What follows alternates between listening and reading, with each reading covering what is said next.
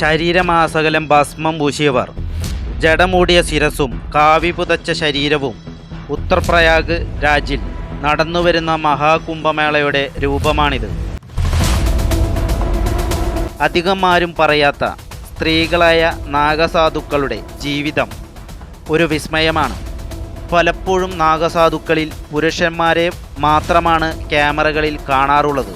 എന്നാൽ അതികഠിനമായ നിഷ്ഠകളിലൂടെ പുരുഷ സാധുക്കൾക്കൊപ്പം ഉയർന്ന തലത്തിലേക്ക് കടക്കുന്നവരാണ് സ്ത്രീകളായ നാഗസാധുക്കൾ. നാഗസാധുവാകാൻ തീരുമാനിച്ചു കഴിഞ്ഞാൽ തുടർന്നുള്ള യാത്ര അതികഠിനമാണ്.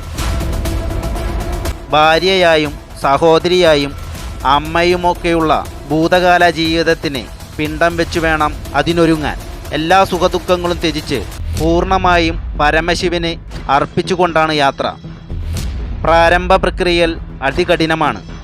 പുരുഷ സാധുക്കളെ പോലെ തന്നെ സ്ത്രീ സാധുവും എല്ലാ നടപടിക്രമങ്ങളിലൂടെയും കടന്നു പോകണം. ഇതിൻ്റെ ആദ്യഘട്ടം ഞാനെന്ന ഭാവം ത്യജിക്കണം. നാഗസാധുവായി മാറുന്നതിന് 6 മുതൽ 12 വർഷം മുമ്പ് ബ്രഹ്മചര്യം അനുഷ്ഠിക്കണം. അഹംബോധം, മോഹം, സ്വത്വം എന്നിവ ത്യജിക്കണം. ഗുഹകളിലും വനാന്തരങ്ങളിലും പർവ്വതങ്ങളിലും ഏകാന്തയായി തപസ്സനുഷ്ഠിക്കണം. കാവി വസ്ത്രം ധരിക്കാം. നെറ്റിയിൽ തിലകമണിയണം. ജടാധാരിയായി മാറണം. സന്യാസം സ്വീകരിക്കുന്ന വേളയിൽ പിണ്ടാദാനം എന്ന ചടങ്ങ് സ്വയം ചെയ്യണം. കിഴങ്ങുവർഗ്ഗങ്ങൾ, പഴങ്ങൾ, ഇലകൾ, ഔഷധ സസ്യങ്ങൾ എന്നിവയാണ് ഭക്ഷണം. സന്യാസ ജീവിതത്തിലേക്ക് പ്രവേശിക്കുന്നതിനുള്ള ഉത്തമ അവസരമാണ് കുംഭമേള. ലൗകിക ജീവിതത്തിനോട് വിട ചൊല്ലി ആത്മീയ കാര്യങ്ങളിൽ മുഴുകുവാൻ ആഗ്രഹിക്കുന്നവർക്കാണ് ഈ അവസരം. അതുകൊണ്ട് തന്നെ കുംഭമേളയിൽ തീർത്ഥാടകരുടെ ഒഴുക്ക് കൂടുന്നു. കഴിഞ്ഞ തവണ 24 കോടി പേർ പങ്കെടുത്തിരുന്നു. സ്നാനത്തിന് മാത്രം 25 ലക്ഷം പേരാണ് പങ്കെടുത്തത്.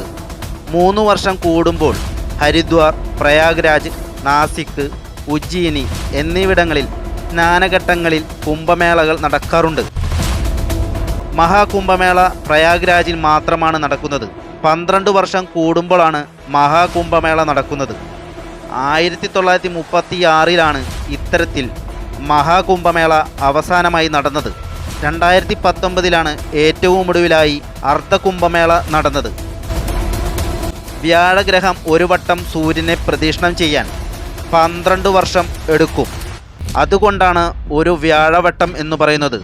ഇത്തവണ 40 കോടി തീർത്ഥാടകർ എത്തുമെന്ന് കരുതുന്നു. കുംഭമേള ജനുവരി 13 ആരംഭിച്ച് ഫെബ്രുവരി 26 സമാപിക്കുകയും ചെയ്യും.